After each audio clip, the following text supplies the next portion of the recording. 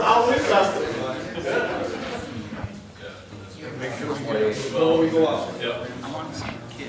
Everybody has signed in up here? Correct? If you haven't signed in up here with who you plan to hunt with, you need to have it signed in there. So we've got a few open spots. What we may have to do is adjust a little bit then. We may have to have some groups split up and cover each line, because if you don't cover that line, guess what? That's where all birds go. So we'll make sure we've got at least one shooter in each line and go from there. Okay guys, now we're gonna get on to the safety talk here and get things moving a little bit. But we just covered the waiver. Everybody must sign the waiver. The thing about this club is absolutely no alcohol for this firearm. So if you crack a beer open, the minute you crack that beer, you're all done with your gun away. We get out in the field here. So you're in a circle, which a lot of people would call crazy, and you're shooting the birds that are coming out of the middle of the circle. And one thing we don't need is someone out there that's had a couple of cocktails, swing a gun a little far left or a little far right, and shoot someone. So as long as we're keeping everything where we're shooting up, then we'll be fine. You level that gun out, and you swing left or right, in most of these areas, you can literally blister somebody, on a booth on the other side. So, let's be conscious of that. We got a couple of young people in here. Let's show them a safe day as we get going up here. Muzzle your gun. Anytime you're walking, you're going to keep muzzle your gun up, even if you're on the walk-up hunt, guys. No cradling the firearm, and we don't have one out here today. But if you cradle it and this gun is pointed off to the side, and you're walking in a line like you should be on the walk-up hunt, that's a hazardous situation, because you've got a live round in the chamber. When we're out here on the tower hunt, there's absolutely no live round in the chamber until that horn blows from the tower. So you can get in your blind, set your gun down, have it sitting there. Do not close the chamber on live round until that horn blows. It'll give you enough time to get it ready to go. Anytime you back out of that booth and you're going to walk clockwise around the circle to the next booth, you're going to have that chamber open. If you have a break open, breech, you're going to break it open, put it over your shoulder or whatever. But the semi-auto and a pump, they need to have those racked open and in the open position. I've seen people where they like to kick a shell out sideways out of the gun on an automatic semi-auto. They can pull it back just far enough to do that. As long as we know there's not a live round in the chamber, that gun can't be fired, I'm good with that. So let's keep that in mind.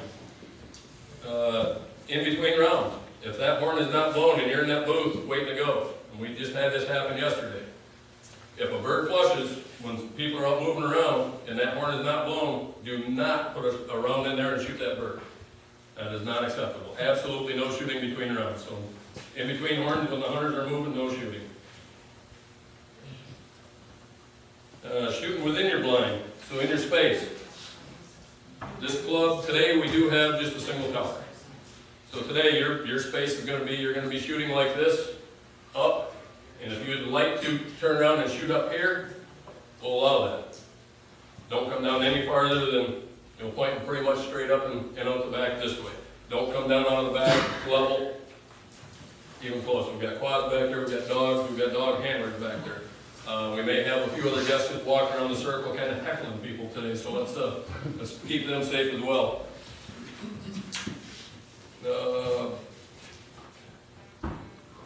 Ear and eye protection.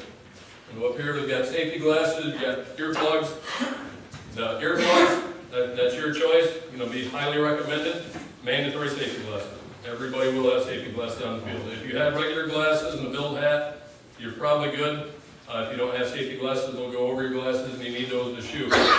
Still recommend, if you can, though, safety glasses. Every now and then you're going to take one off the glasses here and there. Should be rain, so it's not going to hurt you, but just to be safe. Anybody bring your own shells today? The club will supply all shells. So all the shells. When you're in the field, you're gonna come up here and you're gonna grab 2 boxes before we leave this room. You get those 2 boxes, take those with you in the field. You get out there and you need more shells. The dog handlers will have radio. Guy in the quad will be running around delivering shells as needed. Don't wait until you run out. When you get down to where you've got half a box of shells or something, let a dog handler know, hey, I'm going to need shells at whatever booth number you're going to, and we'll get the quad coming that way. If you run out of shells and we've got to set and wait on the hunt, he might be breaking down a gun or a jam for somebody over on the other side, so it may take him a little bit to get there. So let's not wait until we get, the dog handlers will try to remind you and ask you from time to time how everybody's doing on shelves. Can I get an extra box right away then? 4? Will there be 16? Can you bring 4?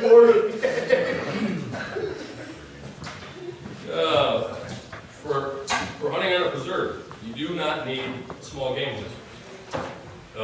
You will get a certificate with your birds when you get ready to leave today that will have the club on it and everything else that you need to know. So as long as you're hunting on a preserve, you do not need that small game list. But if you're out on the walk-up today, and somebody decides you're going to shoot a woodcock, you're going to have a waterfowl license in order to legally possess that woodcock. So when you're out there, think about that. If you don't have a license for a bird that you're going to shoot out there, then you might not want to pull the trigger. So once you leave here, you're on your own. So dogs. Anybody bring their own dogs today? I think. So we do have a couple of dogs. Now the dogs for the walk-up hunt, that's fine. For the tower hunt, we'll supply the dogs for the tower. The one thing we've run into issues in the past where other dogs coming into a tower hunt, you send a dog over and you keep sending him back in there because you know there's a bird there, but what you didn't know is there may have been another dog walking with a hunter, and you're beating a dog up for nothing where you keep sending them back after a bird. So now these dogs and these dog owners out there, they've got a lot of hours into these dogs. These dogs are like their kids. Some of them, They like no better than their kids. but so let's keep that in mind, guys. You're going to have some areas out here. This shooting, you're going to have down in the woods. It's going to be like a woodcock hunt. I mean, the tower is not far away. When these birds come through, they're blistering through there. So now you see them, now you don't. You're going to have to swing and shoot quickly. Has anybody here never done a tower hunt? Okay, so we got a few new guys. The best thing to do, guys, is you start behind that bird, and as you swing past, especially down there in the trees, when it's quick shooting, as you're covering that bird up, keep your gun moving and start squeezing the trigger. If you're trying to shoot at that bird, those birds, even out here in the open field when you get out there, they're deceiving. You're going to shoot behind them 90% of the time if you're missing. Most of the time, you're not ahead of them. So you can try to get a lead on them if you want to and shoot them that way, but you're almost always better to start behind and swing past and squeeze as you're swinging past them. You guys we're going to give each one of you a blind number. We may have to adjust a little bit. Like I said, right now, I think we've got 3 booths that are not open. I see a couple of late additions, so Ed, if you will, before you leave, we need to get a waiver signed if somebody hasn't given it to you, okay? We will make sure everybody knows, does anybody, obviously the youth, we're going to have an adult shooting with them. Anybody else got a problem if we break you up and just put you in a blind side by side? That way you can still heckle each other when the shooting's going on and everything. But guys, as we get out here in the circle and we do start shooting, if there's 2 people in the blind, you really need to discuss what you're going to do when a bird comes to the left side of the blind or a bird comes to the right. Because you've got 2 guns. When that bird's swinging, now the guy on the left side starts swinging on that bird, his partner sees it, starts swinging on it, boom, he just shot his buddy's gun out of the hand. Through the years, not at this club, but I've seen it happen 3 times. It's not a pretty picture. One guy that I saw do it was, 30 plus years been doing this kind of stuff, and he felt so bad about it, he just grabbed the stuff and went to the truck and left. So he had a $250 day that he got 2 rounds of the birds when that happened. So talk about it, figure out who's shooting left side, who's shooting right side. You've got the blind wall is there. They're high enough where most of you aren't going to be able to lean out, but absolutely no leaning out and shooting directly left or shooting right. Like I said, you're going to be shooting from here up and keep everything elevated. And absolutely no ground swap. If they get a bird that's backpedaling, he's down here this far off the ground, that's not a shot. We're going to do a walk-up hunt, we'll get him then. We are going to do 3 money birds. So I believe we're going to do a $50 bird, 50, 100, 150. You've got $150 total in money birds. The dog handlers will try to help decide who got that. If we can't figure it out, we'll come back up to the club and we'll talk over them and we'll put it in a tip jar if we need to. But I'm sure we won't have that issue with this group. When all the blinds are filled, you're going to hear 1 horn. So once we've got everybody in, the dog handlers will be radio on the tower, letting them know that, hey, we're good at this booth, we're good at this station. As soon as that's all done, you'll hear that horn. Lock and load. You can have them in the magazine, just do not have one loaded down the chamber.